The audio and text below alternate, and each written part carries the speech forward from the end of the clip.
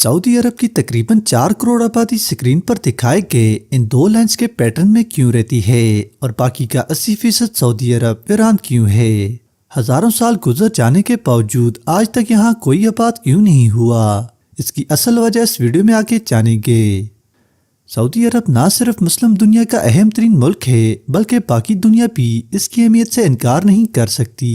Saudi अरब रकबे के लिहाज से दुनिया का 13वां बड़ा मुल्क है जिसका रकबा 2.15 मिलियन स्क्वायर किलोमीटर है और आबादी 4 करोड़ है। सऊदी अरब की 80% आबादी इन दो लाइन्स के पैटर्न्स में रहती है। एक तरफ यह लाइन जो रेड सी के साथ है और दूसरी तरफ यह लाइन जो पर्शियन गल्फ से शुरू होकर पूरे सऊदी अरब के दरमियान से वेस्टर्न कोस्टल लाइन से जा मिलती है। सऊदी अरब की 4 करोड़ आबादी इस लाइन पर रहती है, जबकि इसके अलावा सारा सऊदी अरब खाली है और इसकी बेशुमार वजूहात हैं। तो चलिए जानते हैं। सबसे पहले सऊदी अरब की जोग्राफिया की बात की जाए तो नॉर्थन साइड पर इराक का बॉर्डर टच करता है जो मुकम्मल तौर पर डेजर्ट है जिसे अल नफूर डेजर्ट कहा जाता है। सऊदी अरब की साउथर्न साइड पर बहुत ही खतरनाक डेजर्ट है जिसे द एम्प्टी क्वार्टर कहते हैं जो सऊदी अरब को यमन और ओमान से मिलाता है। इस डेजर्ट में कोई गार रोड या इंसानी रहाइश के आसार मौजूद नहीं, यह मुकम्मल तौर पर वीरान है। इसकी वजह यहाँ आने वाले खौफनाक रेतीले तूफान हैं। इस तरह यह बॉर्डर एरिया किसी तरह की कंस्ट्रक्शन के काबिल भी नहीं है। इसके अलावा गर्मियों में यहाँ का टेम्परेचर 56 सेंटीग्रेड से भी ज्यादा होता है। इतनी सा गर्मी में रहना तो नामुमकिन है।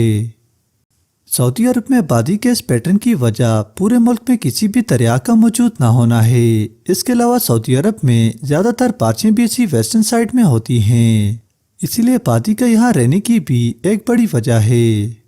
अगर वेस्टर्न साइड को देखें तो उसका बॉर्डर यमन से मिला होता है और इसमें सऊदी अरब की अहम सिटीज हैं।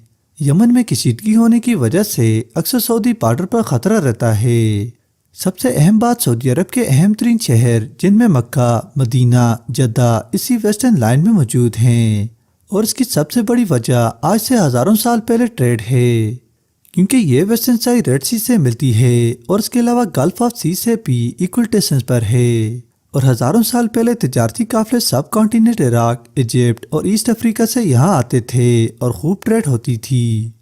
ये बात है 1932 की, जब सऊदी अरब पर अल सऊद फैमिली का कंट्रोल आया और ये रियाद में आबाद थी। इसीलिए उन्होंने रियाद को सऊदी अरब का कैपिटल डिक्लेयर कर दिया। यहाँ ये बात भी काबिल गौर है कि उन्होंने मक्का और मदीना जैसे शहर होने के बावजूद रियाद को कैपिटल क्यों बनाया।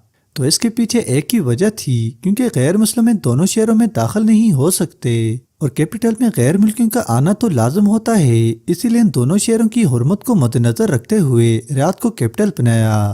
1938 में रियाद के पास ही पेट्रोल के ज़खायर मिल गए जिसने सऊदी अरब की किस्मत बदल दी और 1970 तक दुनिया को 50% पेट्रोल अकेला फराहम करता था। दौलत की फरावानी हो गई थी और रियाद के आसपास नए शहर बनने लगे।